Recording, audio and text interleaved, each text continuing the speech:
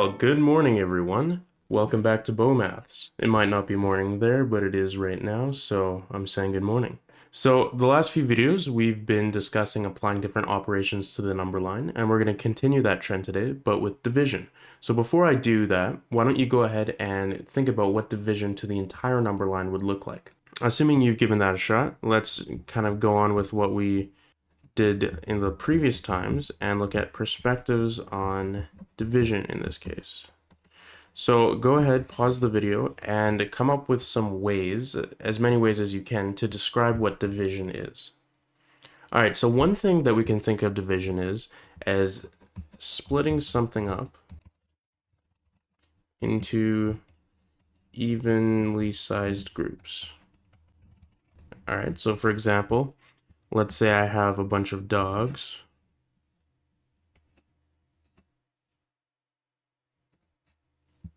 Looks more like a sheep, but whatever. Oh, I gotta give it a tail. That doesn't help.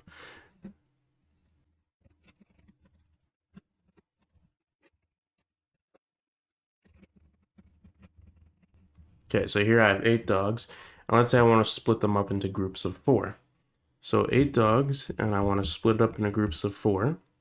So I do that, and how many groups do I get? I get 2 groups, right? So we get that 8 divided by 4 equals 2. So that's one way to view division, as splitting something up into groups, right? 8 dogs, groups of 4, 2 groups in total. So that's one way of viewing division.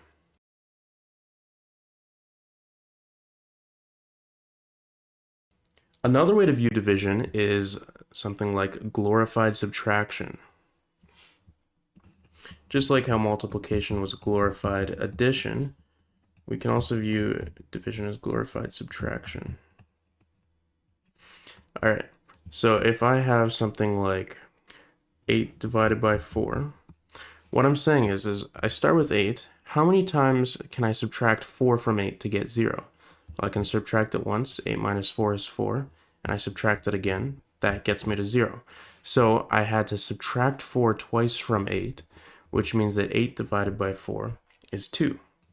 All right, so we can also view division as how many times can we subtract 4 from 8 until we get to 0. So that's another way of viewing it. And if we think about on a number line, I start at 8, and how many times can I subtract 4 to get to 0? Well, I subtract 4 once, so I move back 4 units, and then I subtract 4 again, and hey, I'm at 0, right? So we see that the number line also tells us we need to basically subtract 4 2 times in order to get to 8, so we also get that 8 divided by 4 in this case is 2. So this is on the number line, which is basically just a visual representation of the glorified subtraction perspective. And leave me a comment if you can think of any other perspective that maybe I didn't talk about yet. All right, so with that in mind, we're going to look at dividing the entire number line. So not on the number line like we did here, but dividing the entire number line. So subtraction and addition are like opposites of each other, right? If I add 3 and then I subtract 3, I get back to where I started, right? And multiplication and division are kind of the same, right?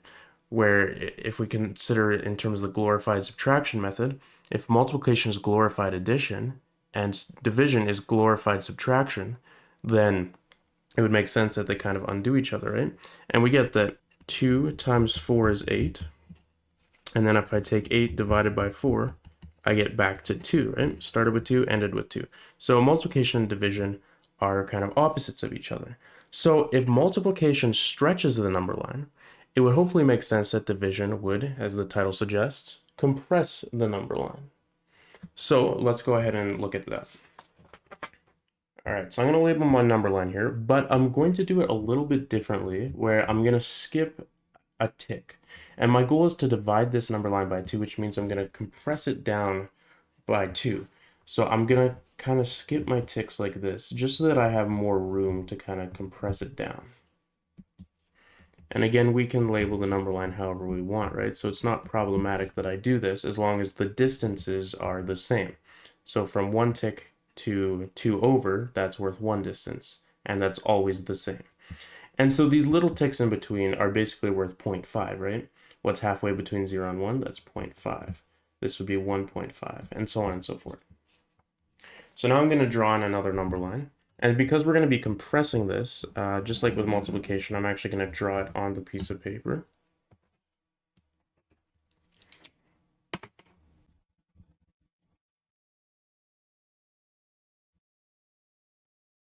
All right, perfect. So all of the numbers are lined up, and we're going to be taking the distances between two consecutive numbers, and we're going to be dividing that distance by 2. So effectively, we're going to be dividing this number line by 2. And we're going to fix 0 just as before. So I'm going to take all these distances and divide them by 2, which means that basically dividing this full distance by 2 means splitting it up into 2 groups, which means that the distance now is going to be every tick, that whereas before it was the distance between two numbers was every 2 ticks. So we're going to line it all up, compress it down.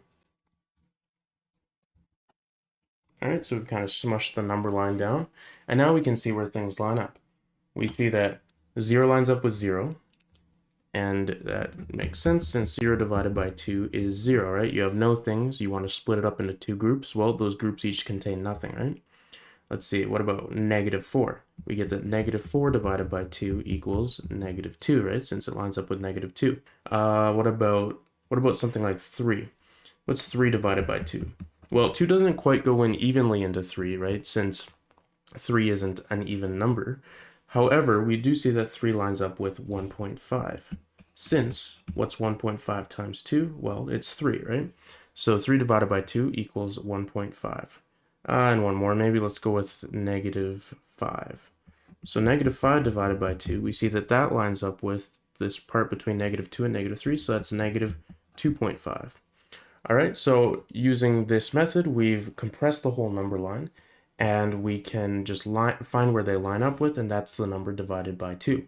And of course, there's more numbers here that I haven't written. I could put a 6 here. 6 would line up with 3, since 6 divided by 2 is 3, 7, and so on and so forth. But just for the sake of the video, this is what I've worked with. I've compressed it down. All right, so let's try an example. All right, so calculate the following by compressing the number line. 3 divided by 3, 6 divided by 3, and 0 divided by 3. So for this, I'm going to draw a number line again. And I'm going to start it at 0, just because we're not dealing with any negatives.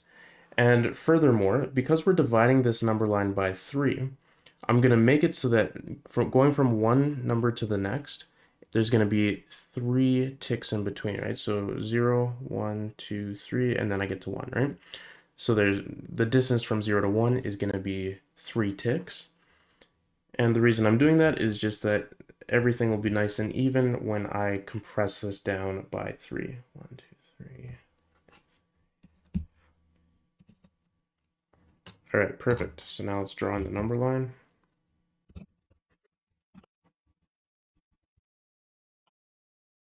All right, so everything's lined up perfectly. So we're just kind of treating these larger distances as being 1 tick because we can label the number line however we want. And now to divide this number line by 3, what we're going to be doing is making these distances 3 times smaller, right? We're going to be dividing those distances by 3. But because of the way I've arranged this, we know that to divide this distance here by 3 is just as simple as saying, hey, there's 3 even groups within this distance here. So dividing it by 3 will basically make our distance into that group there. It's going to compress it down. So our distance, instead of being 3 ticks long, is just going to be 1 tick long. So compressing everything down. We've compressed it down, and of course there's more, right? We could have 7, 8, 9, and so on and so forth. But I'm just working kind of with what we started here. So first one, 3 divided by 3. Well, where does 3 line up with? It lines up with 1. And 3 divided by 3 equals 1. In fact, any number except 0 divided by itself equals 1. I'll talk about the 0 case in a future video, but we know that a number divided by itself is 1 since I'm saying, hey, I have 3 things. I'm dividing it into 3 groups. Well, that means I only have room to have 1 thing in each of those groups, right? 3 things, dividing it into 3 groups. Well, each group has 1 thing, right? Okay, so 3 divided by 3 equals 1. What's 6 divided by 3? Well, that lines up with 2, which should make sense, and 6 divided by 3 equals 2. How about 0 divided by 3? Once again, we have no things, dividing it into 3 groups. Each group just has nothing into it, right? So we get that 0 divided by 3 equals 0. And that also comes from the fact that we keep 0 fixed when we're compressing the number line.